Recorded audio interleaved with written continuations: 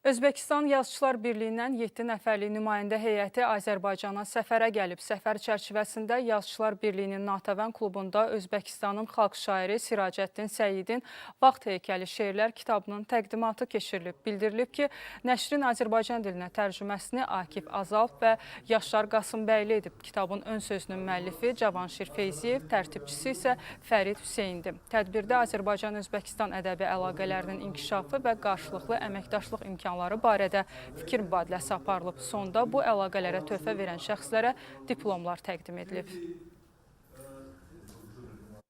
Hesab edirəm ki, bu görüşlər ölkələrimizin qarşılıqlı ədəbi mübadilə işinə və ədəbi mədəni baxımdan yaxınlaşmasına çox vacib impulslar verəcək.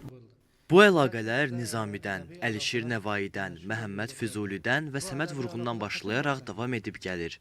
İndi isə Siracəddin Səyid və Anar müəllim timsalında yenə də davam edir. Ədəbi dostluq əbədi dostluqdur deyirlər. Qoy bu dostluğumuza, türk birliyimizə, türk qardaşlığımıza, məsləyimizə və məqsədimizə göz dəyməsin.